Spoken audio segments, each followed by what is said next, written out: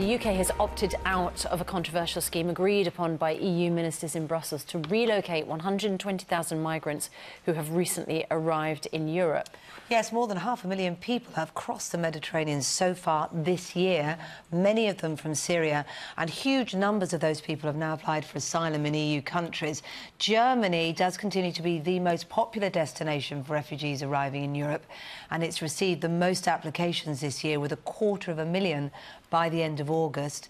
But the surge of people arriving in Hungary means it has now moved up to second place with nearly 100,000 refugees. Meanwhile, Sweden, France, Italy, Austria and Belgium remain other key destinations with more than 150,000 migrants between them. The UK, meanwhile, has pledged to take 20,000 refugees directly from the camps over the next 5 years. And the first group of refugees has arrived in the UK since the government made that announcement.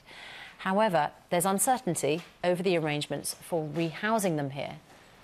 Yeah, the government's been criticised for not having its own plans firmed up enough. And Sue Jameson is in Brussels, where EU heads of state are discussing the crisis.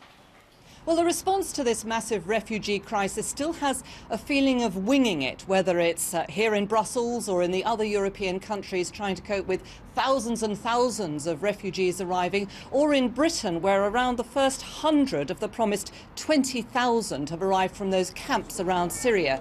Now, at the moment, it's not exactly clear where they're going, but the Local Government Association has said they also need to know about funding. At the moment, funding is there for around a year. We know that these people are going to be able to stay for 5 years, and of course their needs will be great. Now, there is a statement we have from the Home Office which says we are working closely with the UNHCR, that's the United Nations on the ground, and local authorities to make sure we're ready to welcome more Syrians who desperately need our assistance. Now, David Cameron, of course, has said that around 20,000 will come from the camps around Syria, and he's going to try and persuade other EU leaders they should be putting more aid in there. But with the great need, critics say that Britain should be doing even more. The offer that's been made so far, 20,000 Syrians over the next 5 years, has been calibrated to be the least that the government could get away with.